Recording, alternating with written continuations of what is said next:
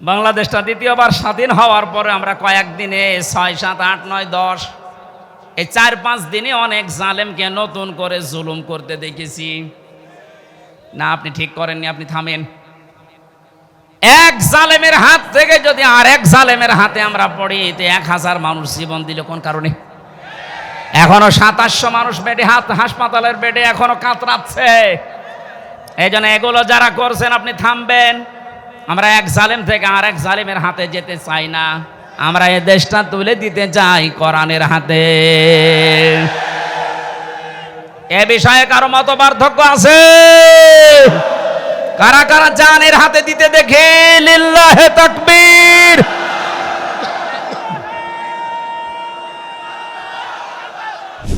আজকে বাংলাদেশে মুক্তিযোদ্ধার একজন কমান্ডার উনি ঘোষণা দিয়েছে, বঙ্গবন্ধু যার নাম আমরা শুনি উনি মুক্তিযুদ্ধ করেননি। যেই চেতনা নিয়ে এই 16 বছর আপনি অত্যাচার করলেন ইসলামপন্থী এবং জাতীয়তাবাদ মানুষের উপরে, এই চেতনাটা সামনে নিয়ে এখন শুনছি সে নাকি মুক্তিযুদ্ধ এটা ছিল না। এটা যে এখন ওনার বক্তব্যটা আমি এখনো সত্যতা প্রমাণ পাইনি। যদি সত্য হয় এতদিন তাহলে মিথ্যাচার করে জাতিকে আপনি যা করলেন কি জবাব দেবেন বলেন তো? জাতি তো এখন সব জেনে ফেলেছে। জালেম এবং জালেমদের দোসর এই বাংলাদেশে খুব বেশি হলো 20 জন। আমরা যারা দেশে শান্তি আসলে চাই তারা কিন্তু 80 জন। এখন যে সময় এসেছে ছোটখাটো কোনো বিষয় নিয়ে এসেছেই হোক ওই 20 জন বাদ দিয়ে কেউ যেন মত পার্থক্য না করেন। এখন যা করবেন 15 জন হবেন, 18 জন হবেন, 12 জন হবেন, ওই 20 কিন্তু আগে যা ছিল আবার চলে আসবে। আপনি কি মনে করছেন বসে আছে? ডক্টর ইউনূস এই জন্য ঘোষণা দিয়েছে ওখানে বসে কথা বলবেন না, চুপ করে থাকেন। মামলা তো 100টা, কিসের 100? 1000-এর উপরে মামলা হওয়া দরকার। আমি কিছু না করে যদি আমার বাবাকে বলেছিল 50টা মামলা দেব, তাহলে ওরা কাজ করে তো 1000-এর উপরে মামলা খাওয়া দরকার না? চ্যানেলটি সাবস্ক্রাইব করে আমাদের সঙ্গেই থাকুন। আলহামদুলিল্লাহি রাব্বিল মাশরিকাইনি ওয়া রাব্বিল মাগরিবাইন আল্লাযী খালাকা কুল্লা শাইইন যাওজাইন ওয়া আওজাবা আলাইনাল ইহসানা বিল ওয়ালিদাইন ওয়া নাশহাদু আল্লা ইলাহা ইল্লাল্লাহু ওয়াহদাহু লা শারীকা লাহু ওয়া আশহাদু আন্না মুহাম্মাদান আবদুহু ওয়া রাসূলুহু সাজ্জিদুল কাউনাইন সাল্লাল্লাহু আলাইহি ওয়া আলা আলিহি ওয়া সাহাবিহি ওয়া আতবাইহি আজমাইন লাইলা ওয়া নাহারান ফিত তারফাইন فقد قال الله تعالى في كلامه المجيد وبرهانه التوحيد أعوذ بالله من الشيطان الرجيم بسم الله الرحمن الرحيم وإن جهنم لموعدهم أجمعين لها 7 أبواب لكل باب منهم جزء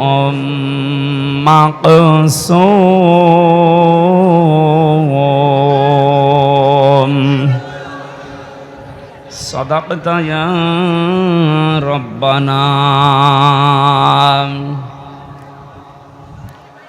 عن أبي هريرة رضي الله تعالى عنه قال قال النبي صلى الله عليه وسلم يقول سبعة يظلهم الله في ظله يوم لا ظل إلا ظله الإمام العادل إلى آخر الحديث رواه مسلم. وقال تعالى في شان حبيبي إن الله وملائكته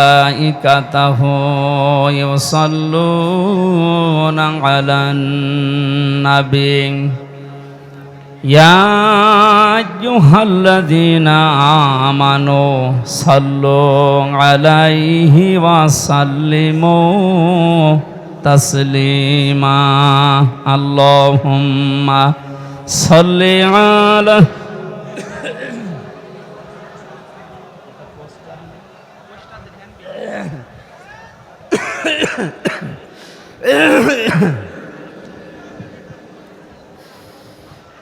وعلى آل سيدنا مولانا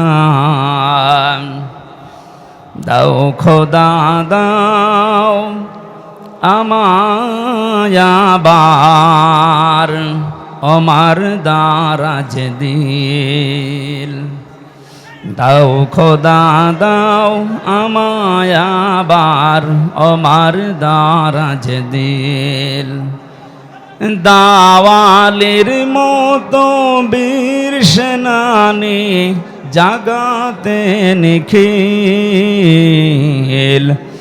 দাও খোদা দাও আমায় আবার আমার দারাজ দিল হামজাকে দাও ঘরে ঘরে জীবন দিতে ওয়াকাতরে আবার কাবা ভাঙতে এলে পাঠাওয়া বাবিল দাও খোদা দাও আমায় আবার ওমার দারাজ দিল। আলহামদুলিল্লাহ, বাংলাদেশের ঐতিহ্যবাহী জেলা চুয়াডাঙ্গা সদর থানার অন্তর্গত আশরাফুল উলুম বালক বালিকা কওমি মাদ্রাসা গোকুলখালী ১৬তম বাৎসরিক মহাবিশ্বের মহাবিশ্বয় আমাদের মালিকের মুখের পবিত্র বাণী কোরআনে কারিমের এই পবিত্র অনুষ্ঠানের সম্মানিত সভাপতি হাজিউল হারামাইন, অত্র মাদ্রাসার সম্মানিত সভাপতি আলহাজ মোহাম্মদ শরীফুল ইসলাম দামাত বারকাতুহুমুল আলিয়া, মাহফিলের প্রধান অতিথি শাইখুল মাশায়েখ, সদস্য সচিব জেলা বিএনপি চুয়াডাঙ্গা, বিশিষ্ট রাজনীতিবিদ মজলুম জননেতা জনাব মোহাম্মদ শরীফুজ্জামান শরীফ, হায়াতে তাজ্জেবা সিহাতে কুল্লিয়া কামনা করছি, বলেন আমিন।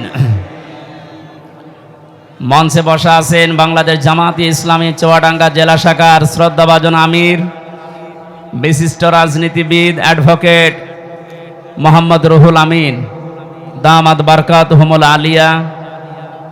বসা আছেন আমার শ্রদ্ধাভাজন পিতা জনাব রিয়াজ উদ্দিন, নাম না জানা অন্যান্য ওলামা ইকরাম। এতক্ষণ পর্যন্ত যিনি আলোচনা করলেন আপনাদের জেলার সন্তান মাওলানা হুসাইন আহমেদ মাহফুজ, সম্মানিত পরিচালক, মঞ্চে বসা অত্র এলাকার সর্বজন শ্রদ্ধাভাজন ব্যক্তিবর্গ, সামনে বসা মুসলমান ভাইরা, পর্দার আড়ালের সম্মানিতা মা এবং বোনেরা, প্রাণ প্রিয় চুয়াডাঙ্গাবাসী, দল মত জাতি বর্ণ ধর্ম নির্বিশেষে কোরআনের এই অনুষ্ঠানে যারা ইবাদত মনে করে এসেছেন, আপনারা স্বীকার করেন তো যে এটা ইবাদত? জবাব দেন। ইবাদত যেভাবে করা লাগে ঘন্টাখানিক ওইভাবে থাকেন, কষ্ট হচ্ছে আমরা দেখতে পাচ্ছি। যে ইবাদতে কষ্ট বেশি হয় ওই ইবাদতে সওয়াব বেশি হয়। আজকের এই প্রচণ্ড গরমে ঠাসাঠাসি করে জায়গা পাচ্ছে না, অনেকে বসতে দাঁড়িয়ে আছেন। আপনার ডবল সওয়াব হবে যদি কষ্ট স্বীকার করে ধৈর্য ধারণ করে। আমি আহ্বান জানাবো আপনি 1 ঘন্টা একটু কষ্ট করেন, কোরআন শুনতে এসেছে যারা ইবাদত মনে করে তারা বলছি আলহামদুলিল্লাহ। আল্লাহ পাক বলেন লাইন শাকারতুম লাযিদান্নাকুম ওয়া লাইন কাফারতুম ইন্না আযাবি লাশাদীদ। সূরা ইব্রাহিমের 9 নম্বর 7 নম্বর আয়াতে আল্লাহ জানিয়েছেন যদি আমার নিয়ামতের শুকরিয়া আদায় করো লাযিদান্নাকুম, লামে তাকিদ নুনে সাকিলা। আল্লাহ পাক গ্যারান্টি দিচ্ছেন ওই নিয়ামত আমি তোমাদের জীবনে বৃদ্ধি করে দেব। যদি না শুকরিয়া করো, গুরুত্ব না দাও, দাম দিতে না চাও, নাফরমানি করো, নিয়ামতটা কেড়ে নেব এবং আযাবের ভেতরে ফেলে দেব। চুয়াডাঙ্গাবাসী আমি কিন্তু গতানুগতিক কথা বলি না, যা বলি ওখান থেকে বাস্তব শিক্ষা বের করার চেষ্টা চালাই। একটু খেয়াল করে শোনা লাগবে। এই ছেলে কি সমস্যা কি বললাম না, যেভাবে আছেন কষ্ট করেন। আর এই আমি একটা ঘোষণা দিয়ে নেই, এ চুয়াডাঙ্গা, বিশেষ করে চুয়াডাঙ্গা, মেহেরপুর, কুষ্টিয়া আর এই ঝিনাইদহ 4-5টা জেলায় আপনাদের যিনি গরু ঠাকুর ছিল ঢুকতে দিত না, ঠাকুর তো পালিয়েছে। যাই হোক, এখন যেহেতু আল্লাহ উন্মুক্ত পরিবেশে আমাদেরকে নিয়ে এসেছেন, আপনারা এই যে বারবার মাওলানা হোসাইনকে জোর করেন যে এই গ্রামে দেন মাহফিল, ওই গ্রামে, দেখছেন না কি অবস্থা? আপনি যেখানে মাহফিল দেন এরকম মানুষ ধরার জায়গা আছে ওখানে, এই জন্য ওরা বিরক্ত করবেন না। এই চুয়াডাঙ্গা জেলায় আমি 3টা অনুষ্ঠান অলরেডি দিয়েছি। সরোজগঞ্জ বাজারে একটা, দর্শন মাদ্রাসায় একটা, আর এই যে এটা। আশা করছি এবছরে যেহেতু আর ডেট পাওয়া যাচ্ছে না, খালিও নেই, সারা বাংলাদেশের 64 জেলায় 2-3টা করে ডেট থাকে। আর জীবননগর পাইলট স্কুলে একটা এখনো নেয়নি, ওটা নেব ইনশাল্লাহ। তো এই জন্য আর বিরক্ত করবেন। আপনারা এত কষ্ট করে বসে আছেন, আমাদের তো বিবেকে কেমন লাগছে যে আমি চেয়ারে আছি আর আপনারা জায়গাও পাচ্ছেন না, অনেকে এই গরমের ভেতরে দাঁড়িয়ে আছেন। এই জন্য কমপক্ষে 1.5 থেকে 2 লক্ষ মানুষ ধরবে এরকম মাঠ ছাড়া দাওয়াত নিয়েন না, কষ্ট হবে। মানুষকে কষ্ট দেওয়া হারাম, এই হারাম কাজটা আশা করছি সামনে করবেন না। আর আমি গতানুগতিক কথা বলি না, আপনারা জানেন। আমি যা বলছি দেখেন এখান থেকে কি শিক্ষা নিয়ে আসি বাস্তবের সাথে। আল্লাহ তাআলা নিয়ামতের শুকরিয়া আদায়ের কথা জানিয়েছেন। শুকরিয়া আদায় মানে আমরা বাংলাদেশ, ভারত, পাকিস্তান এই সমস্ত দেশের মানুষগুলো বিশেষ করে বুঝিয়ে যে একেবারে টুটি পর্যন্ত খেয়ে একটা ঢেকর তুলে আলহামদুলিল্লাহ বললে শুকরিয়া আদায় হয়ে গেল নাকি? চুয়াডাঙ্গাবাসী আমরা যেহেতু কোরআনে কারিম থেকে কথা বলার জন্য এবং শোনার জন্য এসেছি, আর পৃথিবীতে যারা কোরআন দিয়ে কথা বলে এরাই সত্য কথা বলে। এতদিন আমরা শুনেছি কোরআনের আয়াত পড়তো ঠিক, কিন্তু উল্টা পাল্টা ফতোয়া দিত অনেকে, বলতো লাকুম দিন ওকুম ওয়ালিয়া দিন, রাহুল বুখারী। একটা কথা হইল, আপনি আয়াত পড়ছেন কোরআনের আর দলিল দিচ্ছেন বুখারীর। কোরআনে কারিম কি ওই রকম নাকি? আল্লাহ পাক এত অথেন্টিক ভাবে এটা রেখেছেন এবং কিয়ামত পর্যন্ত তিনি রাখবেন বলে ঘোষণা দিয়েছেন, ইন্না নাহনু নাযালনা যিকরা ওয়া ইন্না লাহু লাহাফিজুন। আল্লাহ বলেন অবশ্যই আমার এই কোরআনকে আমি আল্লাহ নিজে নাজিল করেছি, এই জিকির, এবং কিয়ামত পর্যন্ত এর সংরক্ষণের দায়িত্ব আমি আল্লাহ নিজে হাতে তুলে নিয়েছি। নবীজিকে আল্লাহ ধমক দিয়েছেন, ওয়ালাউ তাকাব্বালা আলাইনা বা'দাল আকাবিল লা আখাযনা মিনহু বিল ইয়ামিন সুম্মা লাকাতানা মিনহুল ওয়াতিন। আমার কোরআনের ভেতরে যদি নবী পর্যন্ত কোনো কথা বানিয়ে নিজের নামে চালিয়ে দিত যে এইটাও আল্লাহ জানিয়েছে, কি করতাম জানেন? আমি নবীর ডান হাত চেপে ধরতাম, কণ্ঠ নালী কেটে ফেলে দিতাম। ঠিক আছে? না না ঠিক না, আপনারা আলেম না, কিসের আলেম পড়ে? লা আখাজ না, আমি বললাম যে আল্লাহ পাক নবীজির হাত চেপে ধরতেন না, আল্লাহ নিজের হাত দিয়ে ধরতেন। এখানে ফাইল আল্লাহ নিজে, নবীর হাত ধরতেন না, আল্লাহ নিজে ধরতেন তার হাত দিয়ে। মেনুহু বিল ইয়ামিন, বাম হাতের কথা দিলেন না কেন, ডান হাতের কথা দিলেন কেন? আল্লাহর বাম হাতে শক্তি কম নাকি? আর বাম হাতে থাপ্পড় খেয়েছেন?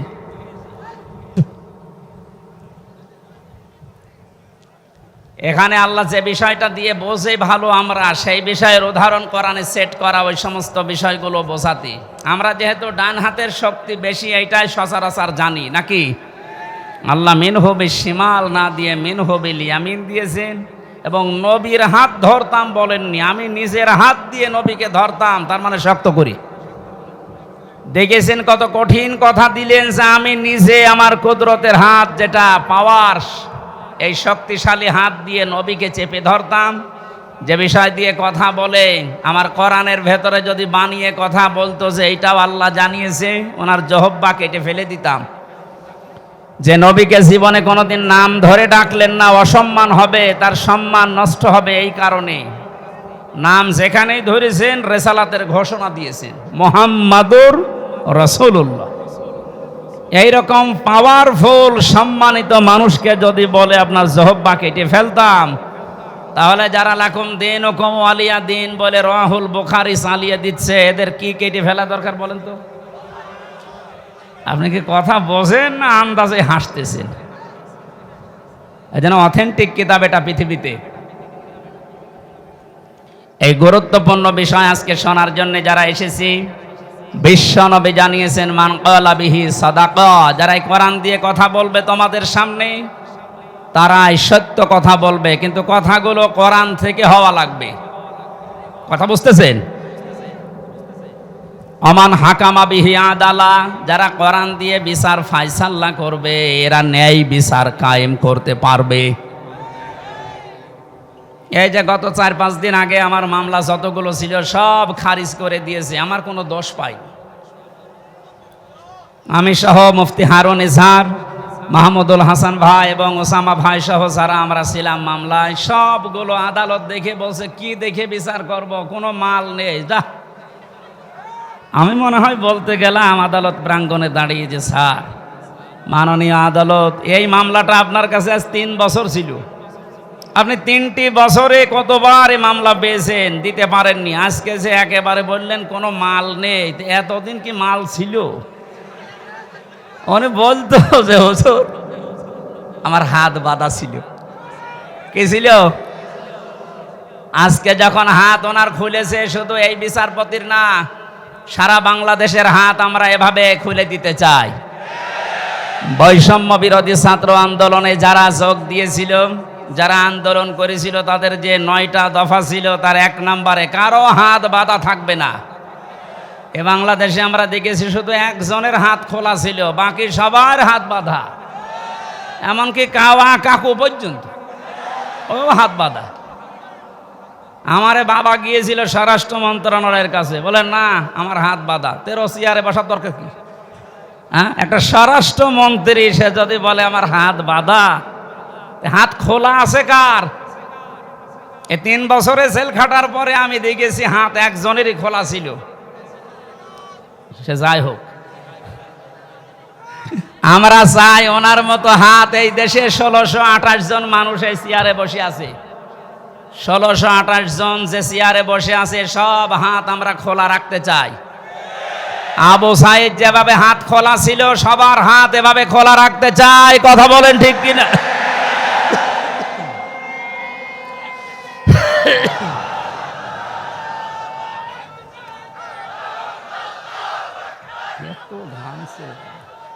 গরমে হয় না, এই মাহফিলগুলো শীতের সময় দেওয়া লাগে। ভেতরে আসলে ঘেমে শোধ চলছে।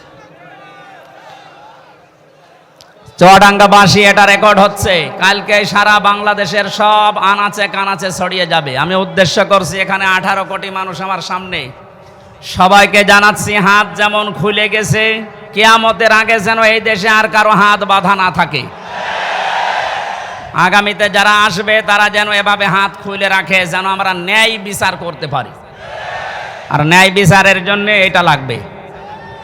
অমান হাকামা বিহি আদালা, যারা কোরআন দিয়ে বিচার করে এরা ন্যায় বিচার কায়েম করতে পারে। 53টা বছর পার হয়ে গেল, বহু বিষয় আমরা দেখেছি। আমি না দেখলেও আমার বাবা শরীফুর রহমান, শরীফুজ্জামান ভাই সহ যারা আছে, আমার তো 32 বছর, ওনারা তো অনেক বেশি। ওনারা দেখেছে বাবা চালিয়েছিল এ দেশ কেমন লাগে দেখতে, দুর্ভিক্ষে মানুষ মারা গেছে।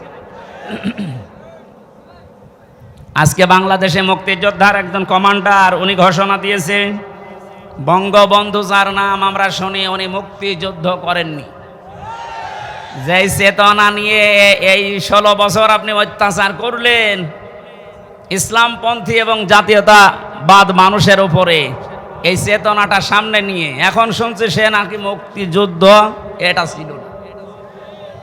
এটা যে এখন ওনার বক্তব্যটা আমি এখনো সত্যতা প্রমাণ পাইনি। যদি সত্য হয় এতদিন তাহলে মিথ্যাচার করে জাতিকে আপনি যা করলেন কি জবাব দেবেন বলেন তো? জাতি তো এখন সব জেনে ফেলেছে, কথা বলেন না কেন? আমাদের এখানে একটা সতর্কের বিষয় আসতেছে। আমি 1 মিনিটের ভেতরে একটা উদাহরণ সেট করেছি, দেখেন বাস্তবের সাথে মিলিয়ে। একটা হোস্টেলে 100 জন ছাত্র থাকে, ওরা সকালবেলার মেনু খিচুড়ি ভাত, কি খিচুড়ি দেওয়া হয়। 20 জন চাচ্ছে যে খিচুড়ি থাক, আর 80 জন বলছে না আমরা খিচুড়ি চাই না। কেউ বলছে আমরা কলা পাউরুটি চাই, কেউ রোল চাই, কেউ চিড়া মুড়ি চাই, এই সমস্ত বিভিন্ন আইটেম দিয়েছে। হলের যিনি সোফার আছে উনি বলছে এভাবে তো হবে না, আমি ভোট দিলাম, দায়িত্ব দিয়ে দিলাম যে যেইটা বেশি চাবে, যদি সংখ্যায় ওইটা বেশি হয় তাহলে আমি ওইটা পাশ করে দেব। এখন 20 জন তো খিচুড়ি আছেই, তারা তো আর নড়ন চড়ন নেই। আগে যা চালিয়ে আসছে 20 জন ওইটাই আছে, বাকি এখনো আছে 80 জন। ভোট দেওয়ার পরে দেখা গেল রোল যারা চায় তারা 18 জন, কলা পাউরুটি যারা চায় তারা 15 জন, যারা চিড়া মুড়ি চায় ওরা 12 জন। এভাবে সিস্টেম করতে করতে শেষ পর্যন্ত পাশ হয়ে গেল ওই খিচুড়ি। কথা বুঝতেছেন? জালেম এবং জালেমদের দোসর এই বাংলাদেশে খুব বেশি হলো 20 জন। আমরা যারা দেশে শান্তি আসলে চাই তারা কিন্তু 80 জন। এখন যে সময় এসেছে ছোটখাটো কোনো বিষয় নিয়ে এসেছেই হোক ওই 20 জন বাদ দিয়ে কেউ যেন মত পার্থক্য না করেন। এখন যা করবেন 15 জন হবেন, 18 জন হবেন, 12 জন হবেন, ওই 20 কিন্তু আগে যা ছিল আবার চলে আসবে। আপনি কি মনে করছেন বসে আছে? ডক্টর ইউনূস এই জন্য ঘোষণা দিয়েছে ওখানে বসে কথা বলবেন না, চুপ করে থাকেন। মামলা তো 100টা, কিসের 100? 1000-এর উপরে মামলা হওয়া দরকার। আমি কিছু না করে যদি আমার বাবাকে বলেছিল 50টা মামলা দেব, তাহলে ওরা কাজ করে তো 1000-এর উপরে মামলা খাওয়া দরকার না? এই জন্য আমাদের এই উদাহরণ থেকে শিক্ষা হচ্ছে আমরা এখন ছোটখাটো কোনো বিষয় নিয়ে মনোমালিন্য মত পার্থক্য করলে কিন্তু এ জালেমরা উৎপত্তি আছে, ওরা এখনো সব জায়গা থেকে পাল্টায়নি। সংস্কার যখন আরম্ভ হয়েছে, যারা দায়িত্বে আছেন প্রধান উপদেষ্টা সহ যেই কয়েকজন মানুষ আছেন, খুব তাড়াতাড়ি ইমিডিয়েটলি এই মুহূর্তে 1628টা চেয়ার আমরা পরিবর্তন চাই, কারণ এগুলো সব জালেমদের দোষ। এক কথা বলুন, এই যে চোপ্প মিয়া, এই চোপ্প থেকে শুরু করে যেই কয়টা ছিল জালেমদের দোসর, এই 1628টা চেয়ারের এই মুহূর্তে সকাল হতে হতে যেন শুনি যে পাল্টিয়ে গেছে। 1000-এর উপরে মানুষ জীবন দিয়ে গেল এইটার জন্যে, কারণ এই বৈষম্যের কারণে আজ হাজার হাজার মানুষ জুলুমের শিকার হয়ে মানবতার জীবন যাপন করেছে। অনেকে বলছে আমরা মাফ করে দিলাম, হ্যাঁ তাদের ব্যক্তিগত বিষয়, কিন্তু সামগ্রিকভাবে কোনো মানুষ যদি ভিকটিম, আমরা যারা আমার মতো 3টা বছর আপনি কোন কারণে আমাকে রাখলেন, আমি যেহেতু বেকসুর খালাস পেয়ে গেছি, আদালত প্রমাণ করেছে যে আমার কোনো দোষ নেই, কথা বলেন না কেন? তাহলে একেবারে উপর থেকে শুরু করে যেই লোকটা আমার মামলার আয়ু, যারা এর সাথে জড়িত, আমার মামলার যদি বাদী এই হুজুর হতো, ওরে যত টাকা লাগে আমি দিয়ে 2 দিন পরে বের হয়ে আসতাম, কিন্তু মামলার বাদী তো একেবারে সরাসরি হাসিনা। মাওলানা মামুনুল হক এবং আমির হামজা, এই দুইটা নাম শুনলেই বলতো ফাইল উল্টিয়ে রাখ পরে। কি করেছি আমরা এত? জেলের ভেতরে আপনি যদি রাখবেন তো স্বাভাবিকভাবে রাখেন, ফাঁসির কন্ডেম ছেলে আমারে রেখে দিয়েছে। আমার 11 ঘন্টা টাঙিয়ে রেখেছিলাম। এগুলো বাড়িতে বলি নাই, আমার বাবা গ্রাম্য মানুষ, কষ্ট পাবে, কাঁদবে, এই জন্যে কিচ্ছু জানি না যে বিষয়ে পেছনে হাত বেঁধে তাও সে জিনিস দিয়ে বাঁধে যে বক্তব্য কি পেছনে ওনাদের সামনে বাঁধে। ওনারা তো বড় নেতা, আমাদের বেঁধেছিল পেছনে, সাথে হাত কেটে যায়, পায়ে দেয় ডান্ডা বেড়ি, চোখ কালো কাপড় দিয়ে বেঁধে মাজায় দড়ি দিয়ে টাঙিয়ে রেখেছিল 11 ঘন্টা। মনে হচ্ছে গরু টাঙিয়ে রেখেছে। আপনি কোন কারণে এটা করলেন?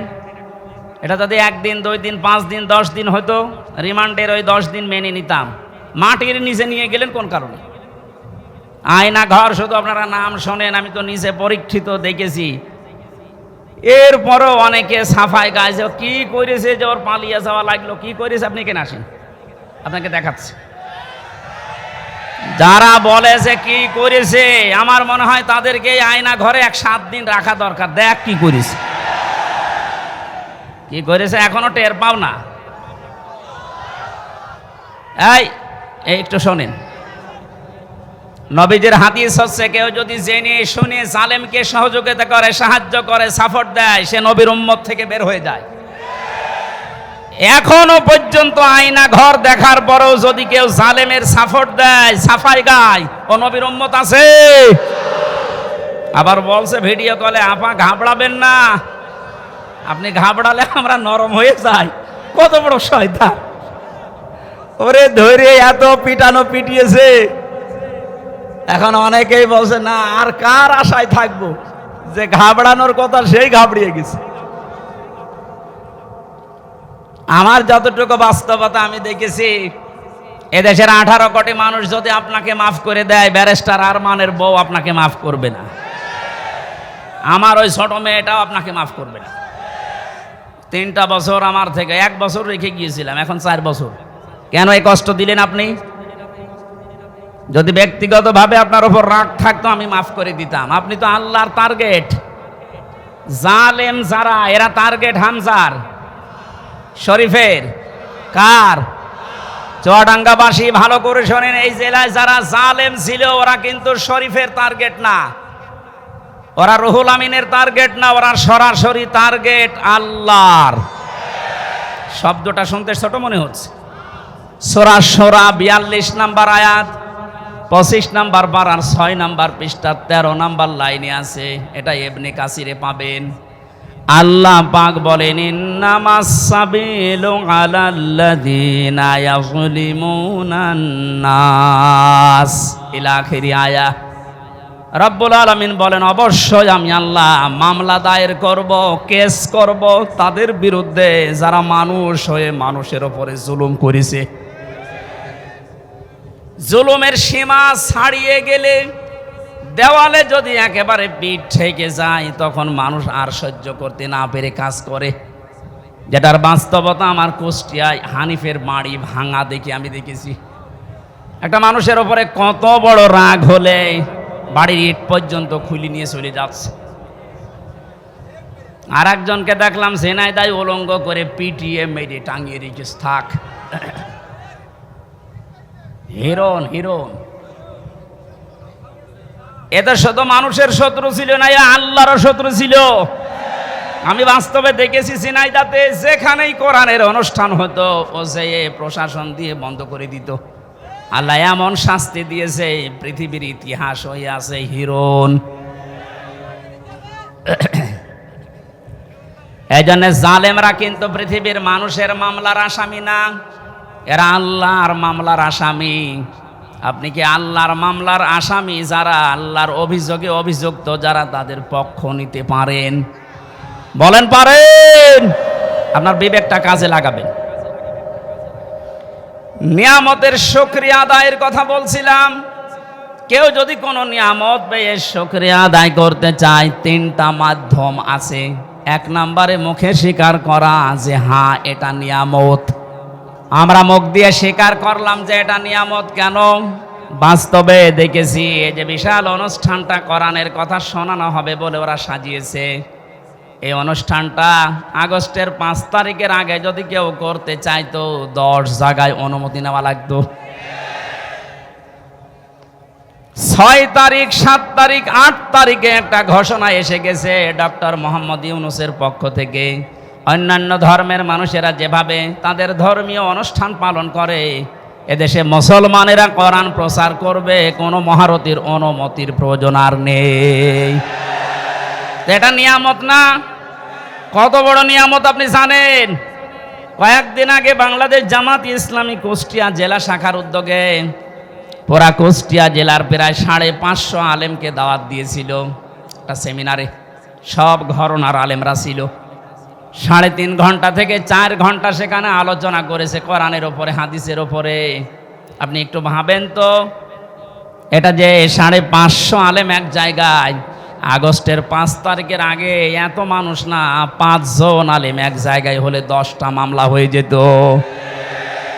এত বড় নিয়ামত আল্লাহ যাদের মাধ্যমে দিলেন, এ শহীদ আবু সাইদ, শহীদ মুগ্ধ সহ, রায়হান সহ, ইয়ামিন সহ যারাই 1000-এর ওপরে শহীদ হয়েছে, আল্লাহ তাদের শাহাদতের সর্বোচ্চ মাকাম যেন পৌঁছিয়ে দেন, বলেন আমিন।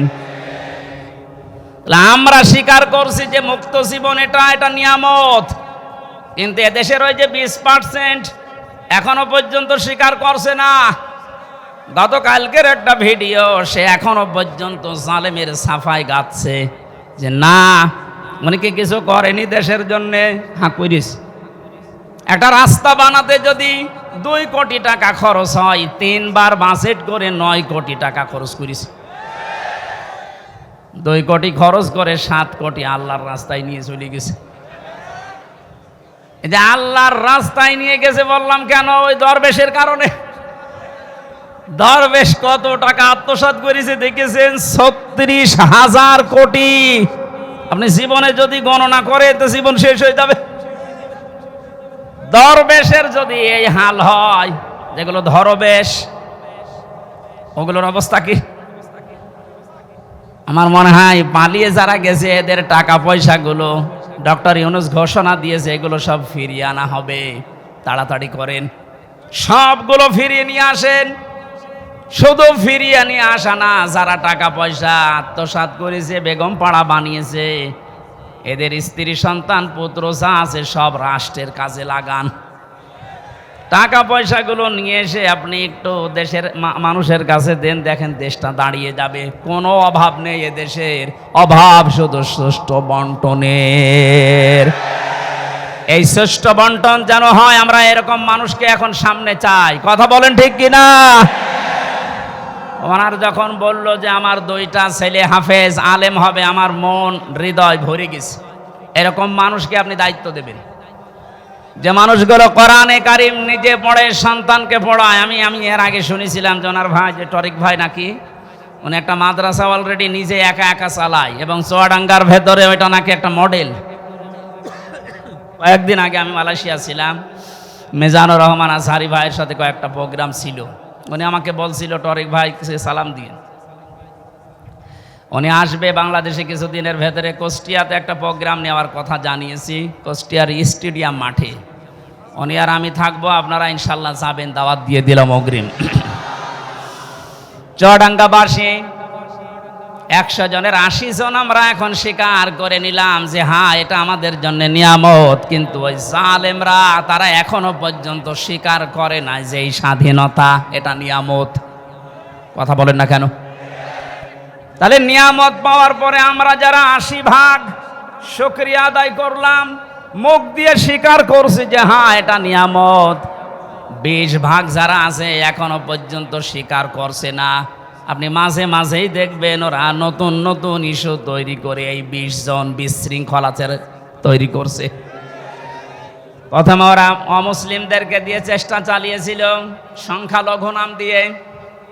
জামাতে ইসলামের কেন্দ্রীয় আমির যিনি ডাক্তার শফিকুর রহমান ঘোষণা দিয়েছেন এই বাংলাদেশে কোনো সংখ্যাগুরু নেই। সুতরাং এই ইস্যু তুলে যারা মানুষের ভেতরে বিদ্রোহ তৈরি করতে চাচ্ছেন তাদের হালে পানি নেবে না ইনশাআল্লাহ। ন্যায়ও নেই, পৃথিবী বুঝে গেছে না এটা ওদের দুর্বিসন্ধি। এরপরে ওরা আস্তে আস্তে চালিয়েছিল প্রধান বিচারপতিকে দিয়ে দেশটা অস্থিতিশীল করতে, ছাত্রদের সামনে ধরা পড়ে গেছে। এরপরও যখন পারে নাই, চেষ্টা চালিয়েছে আনসার দিয়ে। কিসের আনসার? 42,000 আনসার নিয়োগ হয়েছে এই দেশে, এই 9 সাল থেকে শুরু করে 24 সাল পর্যন্ত। তার 32,000 সবগুলো গোপালগঞ্জে। 42,000-এর 32,000 যদি গোপালগঞ্জের হয়, বাকি 63 জেলার মানুষ আমরা ঘাস কাটছি। দুর্নীতির কোন জায়গায় পৌঁছিয়েছিল আপনি চিন্তা করেন? যে এই দেশের জাতীয় মসজিদের ইমাম পর্যন্ত পালিয়ে গেছে। ইমাম সাহেবও যদি পালিয়ে যায়, তে আর কোন জায়গা বাকি আছে বলে আপনার মনে হচ্ছে? কোন জায়গা ফাঁকা নেই, সব জায়গা ওগুলো একেবারে পরিপূর্ণ হয়ে গেছে। আল্লাহর কোরআন জানিয়েছে লিয়াজদাদু ইসমা, আল্লাহ ওদের পাপ এমন ভাবে পরিপূর্ণ করে দিয়েছে যে জায়গা যখন আর খালি নেই, ওয়ালাহুম আযাবুম মুহিন, তখন ওদের অপমানজনক শাস্তি ঢেলে দিয়েছে। এর বাস্তব প্রমাণ এই কালামানিক, ওর বিসি পর্যন্ত উড়ে গেছে। বলেন আর কি বাকি থাকে? এটা বিচারপতি, তাও সুপ্রিম কোর্টের, এত বড় শয়তান ছিল, কথা বললেই শুধু মুসলমানদের, ইসলামের আর কোরআনের। আর একজন বলতো, ওরে দেখলাম একজন কিক মেরেছে আদালতে, এমন একটা লাথি দিয়েছে, জালেমদের আমার মনে হয় এর চাইতে অপমান আর নেই। দরবেশের যে অপমান আমরা দেখেছি, দাড়ি কেটে নমো হয়ে গেছে। প্রথমে যে শয়তানকে ধরেছিল, শয়তান বলছে আমারে একা নেবেন, মানে ওই যে দরবেশ। দরবেশ কোনটা? ওই যে সালমান এফ রহমান। আপনি চিন্তা করেন কোথায় নামিয়েছে অপমানের, আর কোন জায়গায় এই দেশে জালেমদের বাকি নেই। কথা বলেন ঠিক কিনা? এ ধরা ধরেছে কে? 20 ভাগ মানুষ এখনো স্বীকার করেন না আপনারা। এই জন্য নতুন নতুন করে আপনারা কু তৈরি করছেন। প্রধান বিচারপতিকে দিয়ে একবার চেষ্টা চালিয়েছে, পারে নাই। আনসারদেরকে দিয়ে চেষ্টা চালিয়েছে, ওটাও পারে নাই। যারা দায়িত্বে আছেন এদেশের, এখন আহ্বান জানাবো, কিসের আনসার? পুলিশ ছাড়া যদি দেশ চলতে পারে, আনসার ছাড়া 1 আর 2। এ বাহিনী বিলুপ্ত করে দেন, কোনো দরকার নেই। আনসার নাম নিস, আনসার মানে সাহায্যকারী। কিসের সাহায্য করেন আপনি? যেই কয়টা ধরা পড়েছে সবগুলো বলছে আমাদেরকে মাঠে নামিয়েছে এই সাহায্য করার জন্য। ওরা এরপরে ডাক্তার লাগিয়েছে, পারে না। এরপরে গার্মেন্টস কর্মীদেরকে লাগাচ্ছে সামনে, এটাও পারবে না। ওদের যা চরিত্র আমি মনে হয় দেখতে পাচ্ছি, গোয়ালন্দ ঘাটের এই মেয়েদেরকে ওরা নামাবে। আর কি বলবো বলেন? এ চাইতে নিচু শব্দ আমার জানা নেই, কারণ ওদের চরিত্রের দিকে তাকিয়ে বললাম, এত নিচে নামতে পারে। জেলখানায় মানুষ এমনিতেই থাকে অসহায়। গিয়াসউদ্দিন মামুন এবং অপু ভাই আর আমি এক জায়গায় ছিলাম। আমাদের তিনজনকে টার্গেট নিয়েছিল যে সিসি ক্যামেরা লাগিয়ে দাও। ওই উপর থেকে শয়তান দেখতো, ওদের সাথে কেউ আমাদের সাথে কেউ কথা বললে তাড়াতাড়ি করে ওকে কল দিয়ে বলতো ওদেরকে তাড়াতাড়ি আলাদা করো। এমনিতেই আসি ফাঁসির কন্ডেম ছেলে, এরপরে 24 ঘন্টা তালা লাগানো, এরপরে সামনে কারারক্ষী বসা, এরপরে যোগাযোগ বিচ্ছিন্ন, এরপরে যদি সিসি ক্যামেরা লাগিয়ে থাকে, বলেন তো কেমন লাগে? সুতরাং আমাদের উচিত, আমরা যেহেতু নিয়ামতের শুকরিয়া আদায় করার জন্য আয়াতটা পড়লাম, আমরা স্বীকার করছি 80 ভাগ মানুষ যে আমরা আসলে এখন একটা নিয়ামত পেয়েছি। 2 নম্বরে মনের ভেতরে একটা আলাদা শান্তি লাগবে, যেটা আমার লাগে, আপনাদের লাগছে না? 3 নাম্বারটা কি? নিয়ামতের শুকরিয়া আদায় করার জন্য 3 নাম্বার, আল্লাহ পাক বলেন যে নিয়ামতটা পেয়েছো এটা পৌঁছিয়ে দাও জায়গা মতো। আমি যেহেতু হাদিস পড়েছিলাম, ন্যায় বিচার কায়েম করার জন্য কোরআন লাগবে। এই জন্য এই নিয়ামতকে সর্বোচ্চ জায়গায় নেওয়ার জন্য কোরআনের বিধান রাষ্ট্রীয়ভাবে কায়েম করা লাগবে। বাবার কথা বলছিলাম, উনি চালিয়েছে, স্বামীও চালিয়েছে দেশ, বুবুও চালিয়েছে, চাচা চালিয়েছিল জোর করে, প্রত্যেকেই তো চালিয়েছে দেখলাম। ও বাংলার মুসলমানেরা এখন শুধু দেখতে বাকি আছে আল্লাহর এই কালাম দিয়ে দেশটা চললে কেমন দেখা যায়। এইটা দিয়ে বাংলার সংসদ চলুক, কারা চান দেখে লিল্লাহে তাকবীর।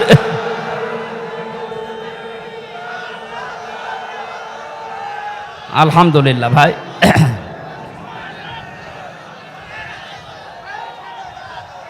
ঠিক আছে।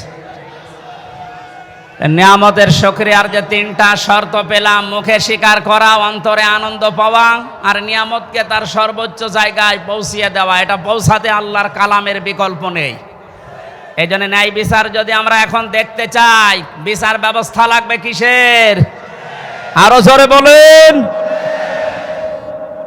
আমান আমিলা বিহি উজিরা, যারা গ্রামার বসে, কোন মানুষ যদি আমল করে কোরআন কেন্দ্রিক, আল্লাহ পাক নিজে তাকে এই আমলের জন্য পুরস্কার হাতে করে দেবেন। আমান দাআ ইলাইহি হাদা, কোন মানুষ যদি কোরআনের দিকে ডাকে, আল্লাহ নিজে তাকে হেদায়েতের উপরে রাখে। ফাকাদ হুদিয়া ইলা সিরাতিম মুস্তাকিম, রব্বুল আলামিন বলেন, তুমি যদি কোরআনের ডাকে সাড়া দিতে পারো, সব কিছু ফেলে দিয়ে আল্লাহ তোমাকেও জান্নাতের পথ সিরাতে মুস্তাকিম নসিব করে দেবে। বলেন আমিন। দরুদ আর সালাম পাঠ করার মাধ্যমে আজকের তেলাওয়াতকৃত আয়াত সূরা হিজর 43-44 দুইটা আয়াত পড়েছি। আমি এক আয়াত বা হাফ আয়াত পড়ি তাফসীর মাহফিল, আজকে দুইটা পড়েছি। একটু বেশি সময় কথা বলবো, থাকবেন তো নাকি? হ্যাঁ, আমরা কোরআন থেকে কথা শোনার জন্য এবার প্রবেশ করছি। জবান খুলে সব বাদ দিয়ে পড়ে না, আউযু বিল্লাহি মিনাশ শাইতানির রাজিম, বিসমিল্লাহির রহমানির রহিম, ওয়া ইন্না জাহান্নামা লামাউইদুহুম আজমাইন, লাহা সাবআতু আবওয়াব, লিকুল্লি বাবিম মিনহুম জুজউম মাকসুম।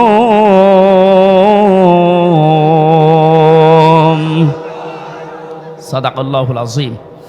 সূরা হিজর কোন সূরা?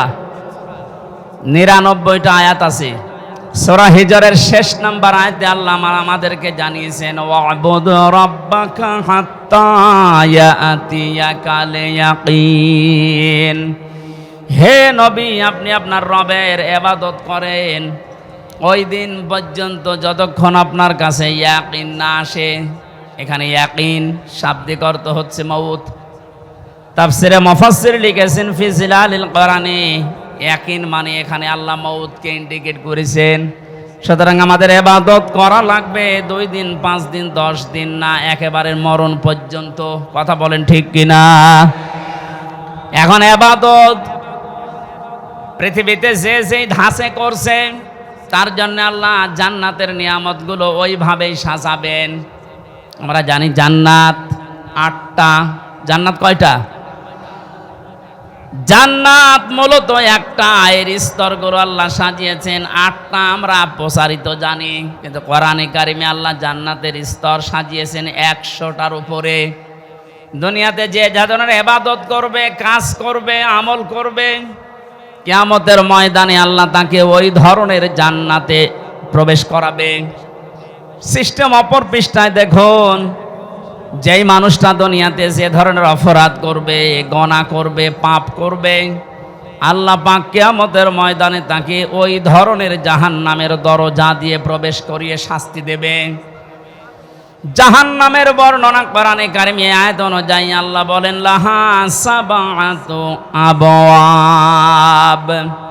এর আগে যেহেতু জাহান্নামের আলোচনা চলছিল, এই জন্যে দ্বারা আল্লাহ জাহান্নামকে ইঙ্গিত দিয়েছেন। জাহান্নাম আল্লাহর কাছে একটা, এর দরজা স্তর যাই বলেন 7টা।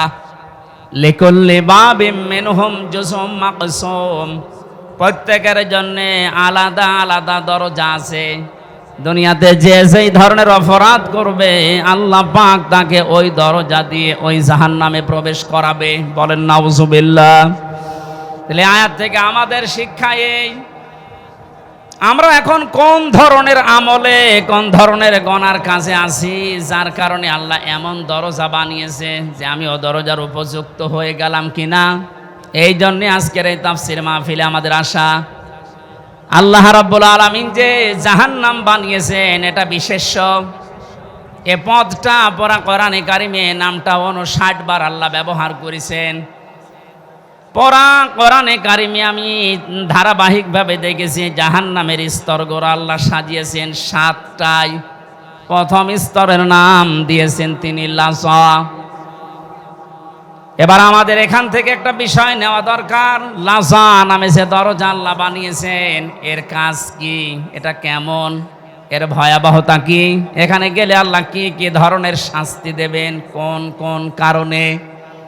সূরা মারেজের ভেতরে আল্লাহ আমাদেরকে জানিয়েছেন কাল্লা ইন্নাহা লাযা নাযাআতাল লিশশাওয়া তাদউ মান আদবারা ওয়া তাওয়াল্লা ওয়া জামাআ ফাআওয়া। বলেন আল্লাহু আকবার। জাহান্নামের যত দরজার বর্ণনা পেয়েছি আমি কোরআনে, তার 1 নম্বরে লাযা। এটা এত ভয়ঙ্কর, এত কঠিন। আল্লাহ পাক বরণে দরজা দিয়ে যারাই প্রবেশ করাবো জাহান্নামে, প্রবেশ করার সঙ্গে সঙ্গে নিজের শরীরের চামড়া খসিয়ে ফেলবে। ও বাংলার মানুষেরা, পৃথিবীতে আমি বহু জায়গায় গিয়েছি, বহু কঠিন এবং ভয়ঙ্কর ঘর আমি দেখেছি, কিন্তু ঘরে প্রবেশ করলেই মানুষের চামড়া খসে যায়। আমি দেখিনি, শুনিও নাই। আল্লাহ এমন একটা ঘরের কথা বললেন, দরজার কথা বললেন, জাহান্নামের কথা বললেন, যেখানে গেলে মানুষের আগেই চামড়া খসে পড়ে যাবে। রব্বুল আলামিন বলেন এই মানুষগুলোকে আল্লাহ কেন এখানে প্রবেশ করবে জানো? কাদেরকে এই দরজা ডাকতে থাকবে, আহ্বান জানাবে, তাদউ মান আদবারা ওয়া তাওয়াল্লা। যে মানুষগুলো সত্যকে সত্য জানার পরে অহংকার করে, হিংসা করে, মুখ ফিরিয়ে অ্যাবাউট টান করে চলে গেছে। এই আয়াত পড়ার পরে আমি দেখতেছি বাংলাদেশে এই চরিত্রের মানুষ বেশি। এদেরকে চোখে আঙ্গুল দিয়ে গুলিয়ে খাওয়ালে এরা সত্যকে সত্য বলে মেনে নিতে চায় না। ওর বাবা যা করেছে, ওর দাদা যা করেছে, ও ওই দিকেই শুধু টান দেয়। আল্লাহ পাক বলেন তাদউ, ডাকবে তাদেরকে লাযা মান আদবারা ওয়া তাওয়াল্লা। যে ব্যক্তি এদবার করে, মুখ ফিরিয়ে নেয়, অহংকার করে, যারা দাম্ভিকতা করে, আল্লাহর কোরআন থেকে, আল্লাহর আয়াত থেকে যারা মুখ ফেরায়। কোরআনে কারিমে আয়াতের ব্যাখ্যায় আমি আরেকটা আয়াত পেয়েছি, ইন্নাল্লাযীনা কাযযাবু বিআয়াতিনা ওয়াস্তাকবারু আনহা লা তুফাত্তাহু লাহুম আবওয়াবুস সামা ওয়ালা ইয়াদখুলুনাল জান্নাহ ইলা আখিরি আয়া। সূরা আরাফের 41-40 নম্বর আয়াতে আল্লাহ জানিয়েছেন নিশ্চয় যারা আমার আয়াতকে মিথ্যা মনে করে, মিথ্যা প্রতিপন্ন করে এবং কথা শোনার পরে যারা মুখ ফিরিয়ে অহংকার করে চলে যায় আমার কোরআনের সাথে, এই মানুষগুলোর প্রথম শাস্তি হচ্ছে লা তুফাত্তাহু লাহুম আবওয়াবুস সামা। এদের জন্য আকাশের কোনো দরজা খোলা হচ্ছে না, হবে না। ও বাংলার মুসলমানেরা, মুসলমান নাম নিয়ে যারা কোরআনের কথা শোনার পরে যারা মিথ্যা মনে করেন যে না এগুলো মনে হয় আল্লাহ দেয়নি, হামজা বানিয়ে বলতে পারে, আবার শোনার পরে যারা অ্যাবাউট টান করে মুখ ফিরে অহংকার করে চলে যান, তাদের জন্য কিন্তু আকাশের সব দরজা বন্ধ। প্রশ্ন আসতে পারে দরজা খোলা বন্ধ এ আমার কি দরকার? না, আজরাইল যখন মানুষের জান কবজ করবে সঙ্গে সঙ্গে ওইটা নিয়ে কিন্তু আকাশে উঠবে। কোথায়?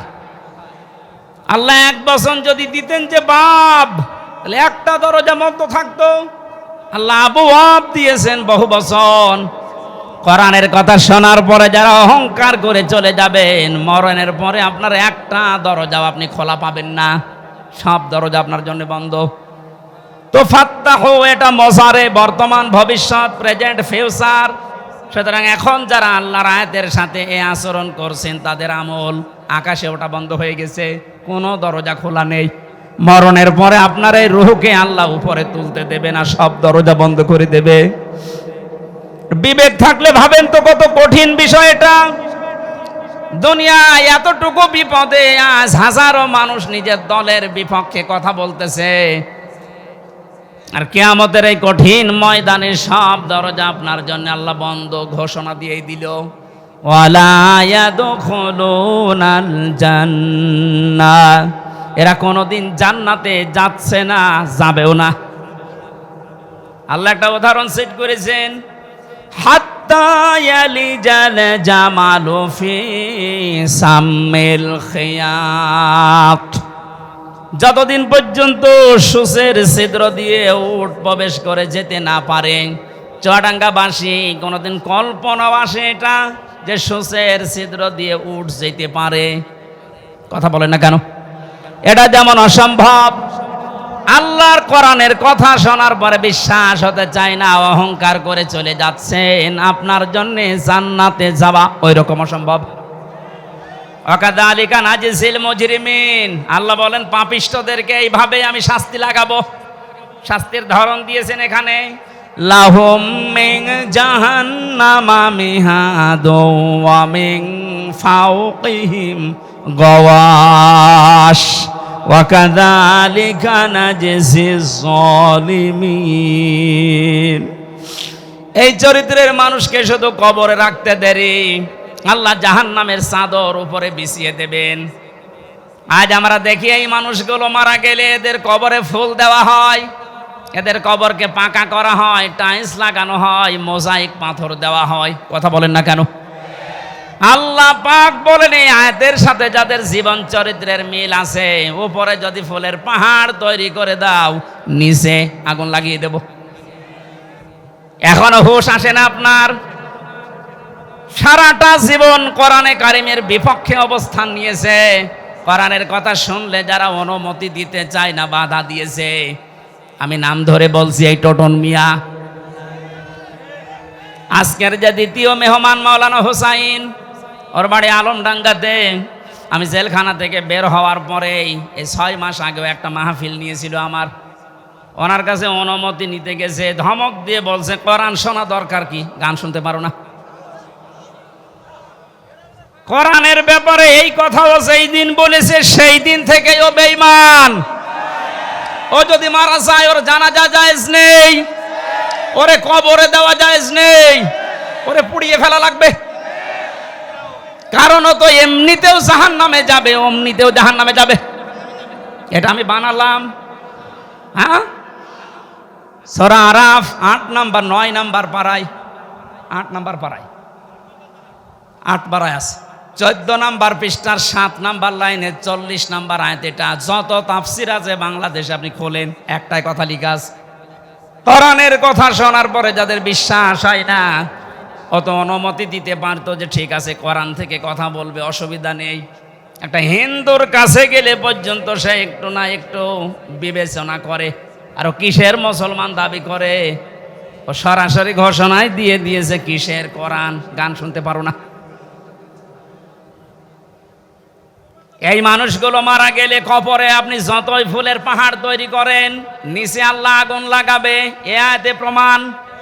শুধু আগুন লাগাবে না, জাহান্নামের চাদর দিয়ে আল্লাহ ঢেকে দেবে। কথা বলেন ঠিক কিনা?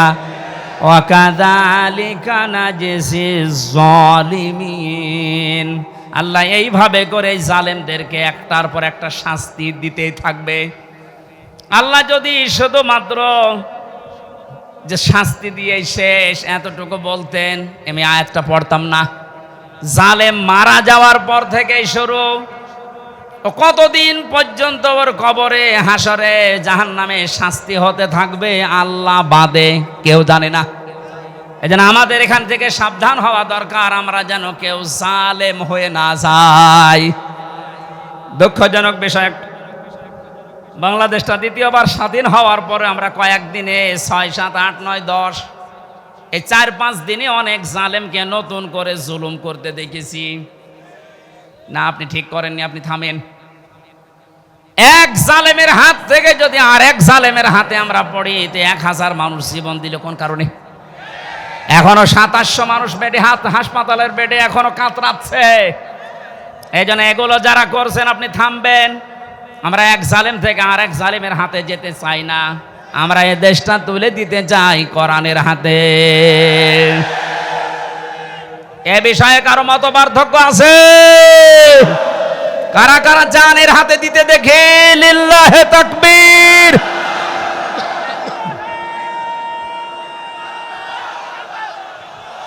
নারায়ে তাকবীর।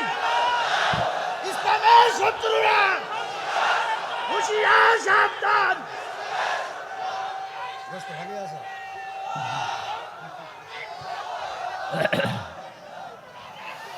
চুয়াডাঙ্গাবাসী, এই জন্য যে মানুষগুলো আপনি মুখ ফিরিয়ে চলে যাবেন, আপনার জন্য লাজা খোলা আছে। কি খোলা আছে বলেন তো? যারা আলেম আছে, তাফসীর বোঝে যে কত বড় কঠিন জায়গা। লাজার বর্ণনা দিতে গিয়ে আল্লাহ নিজে আশ্চর্য হয়ে গেছেন, এত কঠিন জায়গা। এই যে নাজ্জাআতাল লিশাবা, হাড়ের সাথে যে চামড়া লেগে থাকে, আগে চামড়া তুলবে, এরপরে হাড় থেকে আর একটা হাড় করবে, এর নাম শাওয়া। এটা ফি জিলালিল কোরআনে আছে। এত বড় ভয়ঙ্কর শাস্তি আর কোন জাহান্নামের ভেতরে আছে বলে আমি তাফসিরে পাইনি। অথচ এইটার জন্য 1 নম্বরে যারা কোরআনের কথা শোনার পরে মুখ ফিরিয়ে চলে যায়।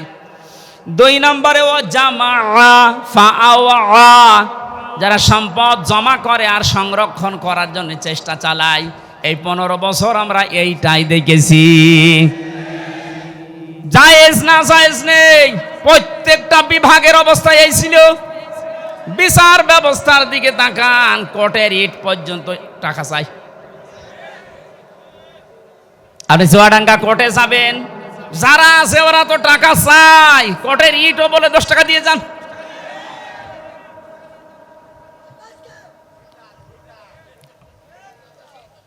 আমি প্রথম যখন গ্রেপ্তার হয়েছিলাম সে 11 সালে, আমারে যখন থানা থেকে ছেড়ে দিল, ওখানে যে দাঁড়িয়ে আছে গেটে, বলছে টাকা দেন। টাকা কোথায় পাবো? না, ওই যে আপনাকে দেখতে এসেছিল, ওরা টাকা দিয়েছে, আমি জানি। শেষে 10 টাকা দিলাম, তাও খুশি। এই যে সম্পদ জমা করার জন্য আপনি ডান হাত বাম হাত দেখেন না, বাবা শাহজালাল সব হালাল। মসজিদের টাকা পর্যন্ত যারা আত্মসাৎ করে, মসজিদের দায়িত্ব নেওয়ার জন্য অনেককে দেখা যায় পিড়াপিড়ি করছে, জোর জবরদস্তি করে। আরে মসজিদের দায়িত্ব নিয়ে কোনো মানুষ টাকা মেরে খাবে এ ভাবা যায়? অথচ বাংলাদেশ এরকম মসজিদ নেই। মসজিদের ক্যাশিয়ার কয়েক বছর পরে দেখা যাচ্ছে ধনী হয়ে যাচ্ছে, টাকা মনে হয় ফেরেশতারা দিয়ে যায়। আজ হাজারো মানুষকে আমরা দেখতে পেয়েছি টাকা পয়সা জমা করার জন্য কত লাইন তারা খুলেছিল। নিজে হয়তো সরাসরি যেত না, এমন এমন আজরাইল, জিবরাইল, মিকাইল সেট করে রেখেছে, বিভিন্ন হাত দিয়ে শুধু টাকা আসতে আসে। শুধু টাকা আসলে তো হয় না, এগুলো জমা করার জন্য তারা চেষ্টা চালিয়েছে।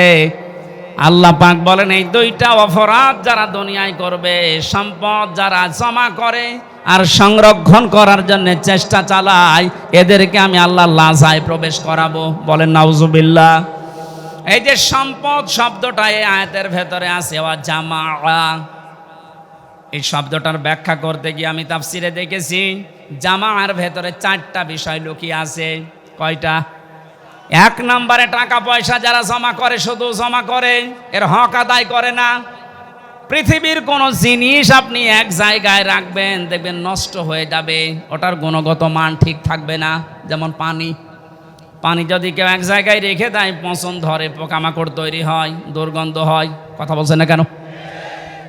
লোহা লক্কড় যদি এক জায়গায় ঘিরে দেন, ও জং ধরবে, ও ধার নষ্ট হয়ে যাবে, অকেজ হয়ে যাবে।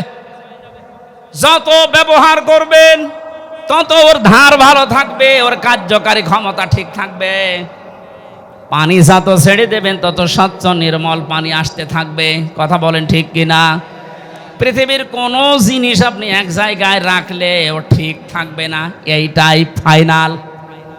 এই যে যারা এলেম শিখেছে, আলেমরা যদি এলেম বন্টন না করে শুধু জমা করে রাখে, ও জানা এলেম ভুলে যাবে। যত বর্ণনা করবে, যত জানাবে, না জানা এলেম আল্লাহ তারে দান করবে। সম্পদ আদি যারা টাকা পয়সা শুধু জমা করেন, এর হক আদায় করেন না, জাকাত সাদগা এককালীন দানের মাধ্যমে, তাদের ওইগুলো আপনি মনে করছেন যে হ্যাঁ টাকা জমা হচ্ছে, এর আবার ক্ষতি কিনা, ওর দ্বারা শত্রু পয়দা হবে। আপনি হক আদায় করেননি, যাদের জাকাত দেওয়ার দরকার ছিল তারা দেননি। ওই মানুষগুলো জাকাত না পেয়ে অভাবে পড়বে, শেষ পর্যন্ত আপনার জমানো সম্পদে হামলা দেবে। ওই সম্পদ তখন আপনার জীবনের কাল হয়ে দাঁড়াবে, আপনার জীবন নাশের কারণ হবে। কথা বলেন ঠিক কিনা? তাহলে এখান থেকে কি পেলেন আপনি এই জামার ব্যাখ্যায়? পৃথিবীর কোন জিনিস যেহেতু এক জায়গায় রাখলে ঠিক থাকে না, ক্ষমতাও এক জায়গায় রাখলে ঠিক থাকে না, গরম হয়। 15 বছরে এত গরম হয়েছিল যা সহ্য করতে পারিনি। এই জন্য আমরাও চাই এ দেশে যেন কারো হাতে ক্ষমতার জমা না থাকে। এই কথা বলছেন, কারো হাতে যেন জমা না থাকে, ওটা ছেড়ে দেন, চলতে থাকবে। এক জায়গায় হলেই যার কাছে যাবে ও আবার গরম হবে। ও গরম হলে এখন যে জালেম বিদায় নিয়েছে এর চাইতেও মারাত্মক হবে। ব্যথা হয়ে যাচ্ছে। দিয়েছেন জামার ব্যাখ্যায় যে 4টা অর্থ পেয়েছি। 1 নম্বরে অর্থ সম্পদ, 2 নম্বরে ক্ষমতার চেয়ার। যারা এটাকে বারবার জমা করার চেষ্টা করে কিন্তু এর হক আদায় করে না, এই মানুষগুলোকে আল্লাহ জাহান্নামে লাজায় প্রবেশ করাবে। 3 নম্বরে অস্ত্র শস্ত্র, এগুলো যারা জমা করে কিন্তু এগুলোর যে ব্যবহার যাদের দ্বারা করা উচিত তারা না করে অবৈধ মানুষ ব্যবহার করে। আজ হাজার হাজার মানুষকে দেখেছি যাদের হাতে অস্ত্র তোলা জায়েজ নেই, ওই মানুষগুলো অবৈধ অস্ত্র নিয়ে ঘোরাফেরা করে আর মানুষের অর্থ সম্পদ বিভিন্ন কায়দায় খায়। 4 নম্বরে পেয়েছি মান সম্মান। মান সম্মান আপনি জমা করতেই থাকবেন, জমা করতেই থাকবেন। এর যে একটা হক আছে এই সম্মান রক্ষা করার, ওই পর্যন্ত আপনি নিয়ে যেতে পারেন না। আমার মনে হয় অর্থগুলো একটু কঠিন হয়ে যাচ্ছে। আলেমরা যারা আছে তারা তো বুঝতেছে। এই জামার ব্যাখ্যায় ইবনে কাসিরের ভেতরে 4টা অর্থ আছে। ফাওয়া, শুধু জমা করে তা না, এটা যেন সংরক্ষণ করে রাখা যায়, এই দুর্বিসন্ধি তারা তৈরি করে। যত টাকা এরা অবৈধভাবে কামাই করেছিল, কিভাবে এটা সংরক্ষণ করা যায় একেবারে এইটে গুটে বসেছিল, কিন্তু আল্লাহ সহ্য করে নাই, সবগুলো এখন ধ্বংস করে দিয়েছে। এমনও কোটি কোটি টাকার মালিক এখন জেলখানায় বসে এই যে ফ্লোরে আমরা যেভাবে ঘুমিয়েছি ওইভাবে ঘুমাচ্ছে। কি হলো আপনার এই টাকা দিয়ে? এ তো দুনিয়ার বিষয় গেল। চোখ বোঝার পরে আপনি যাবেন এই লাজায়। কোথায় যাবেন? আল্লাহ আমাদেরকে যেন এরকম জায়গায় নিয়ে না যান, বলেন আমিন। তাহলে আমরা আজকে একটা দরজার বর্ণনা শুনলাম যে লাজা নামে যে দরজা আল্লাহ জাহান্নামে বানিয়েছেন। জাহান্নামে একটা, এর দরজা 7টা। তার 1ম নাম্বার লাজা, এত কঠিন ভয়ঙ্কর, গেলেই চামড়া খসে যাবে, হাড় থেকে আলাদা হয়ে যাবে। 365 জায়গায় জোড়া দেওয়া আছে, সবগুলো এই দরজা দিয়ে ঢুকলে আল্লাহ খসিয়ে ফেলবে। আল্লাহ এই কঠিন ভয়ঙ্কর শাস্তির মুখোমুখি আমাদেরকে যেন না করেন। যে শাস্তির কথা, যে আমলের কথা আমরা শুনলাম, যে সত্য শোনার পরে আমরা জানার অ্যাবাউট টান না করি। সম্পদ আদি যেগুলো আল্লাহ দেয় এগুলো আন্দাজে জমা করে সংরক্ষণ করার কোনো দরকার নেই। যা করব এটা যেন বৈধ পথে হয়। আল্লাহ আজটা আমাদের সবার জীবনে যেন সেট করে দেন, আমিন। এ প্রচণ্ড গরমে আমি আর পারছি না, আল্লাহুম্মা আমিন। আমাদের সনাতন ধর্ম অবলম্বী এক ভাই ইসলামের শশীতল ছায়ায় দীক্ষিত হওয়ার জন্য এসেছে, আমরা ওয়েলকাম জানাচ্ছি তাকে। তার নাম হচ্ছে শ্রী অরবিন্দ। বর্তমান নাম পছন্দ করেছেন নাকি? বর্তমান নাম রেখেছেন আমরা আব্দুল্লাহ। বলেন আলহামদুলিল্লাহ। আল্লাহর কাছে যে 2টা নাম প্রিয় তার ভেতর আব্দুর রহমান এবং আব্দুল্লাহ। ওনার নাম আগে ছিল শ্রী অরবিন্দ। বর্তমানে স্বামী স্ত্রী 2 জনে ইসলাম গ্রহণ করছে। পেছনে ওনার স্ত্রী আছেন, আমাদের সামনে উনি দাঁড়িয়ে আছেন। বাড়ি জিহালা ইউনিয়নের 7 নম্বর ওয়ার্ডে এখন বসবাস করছেন। আমরা পৃথিবীর শ্রেষ্ঠ ধর্ম ইসলামে তাকে দীক্ষিত করছি। অ্যাফিডেভিট করা আছে কোর্ট থেকে, কোনো অসুবিধা নেই। তাই না? বিসমিল্লাহির রহমানির রহিম। লা ইলাহা লা ইলাহা ইল্লাল্লাহু ইল্লাল্লাহু মুহাম্মাদুর মুহাম্মাদুর রাসূলুল্লাহ রাসূলুল্লাহ আশহাদু আশহাদু আল্লা ইলাহা আল্লা ইলাহা ইল্লাল্লাহু ইল্লাল্লাহু ওয়াহদাহু ওয়াসদাদু ওয়াহদাহু ওয়াসদাদু ওয়াহদাহু ওয়াসদাদু ওয়াসনা ওয়াহদাহু ওয়াসদাদু লা শারীকা লাহু লা শারীকা লাহু ওয়া আশহাদু আন্না আশহাদু আল্লাহ ওয়া আশহাদু আন্না আশহাদু আল্লাহ আন্না আন্না মুহাম্মাদান মুহাম্মাদান আবদুহু আবদুহু ওয়া রাসূলুহু। রাসূলুহু। আমি সাক্ষ্য দিচ্ছি আমি সাক্ষ্য দিচ্ছি আল্লাহ বাদে আল্লাহ বাদে কোনো মাহবুদ নেই, কোনো মাবুদ নেই, ইবাদত পাওয়ার যোগ্য কেহ নেই। ইবাদত করার যোগ্য কেহ নেই। তিনি একক, তিনি এখন তার কোনো শরীক নেই। পার করা শরীর নেই। আমি আরো সাক্ষ্য দিচ্ছি আমি আরো সাক্ষ্য দিচ্ছি হযরত হযরত মুহাম্মদ মুহাম্মদ সাল্লাল্লাহু সাল্লাল্লাহু আলাইহি ওয়াসাল্লাম আলাইহি ওয়াসাল্লাম আল্লাহর বান্দা আল্লাহর বান্দা এবং রাসূল। এবং রাসূল। আলহামদুলিল্লাহ। এখানে আমরা লক্ষ লক্ষ মানুষ আছি, সবাই কম বেশি গুনাহগার। ওনার এখন আর কোনো গুনাহ নেই, উনি নিরপরাধ এবং নিষ্পাপ, গুনাহমুক্ত। এ বিশাল লক্ষ জনতার পক্ষ থেকে আমরা ওনাকে আলিঙ্গন করছি ইসলাম পবিত্র ধর্মে দীক্ষিত হওয়ার জন্য।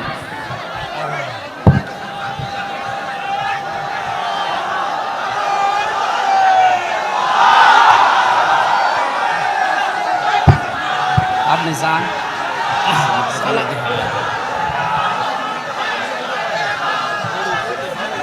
এবারটা চেয়ারটা দিচ্ছি আমি দিচ্ছি হয়েছে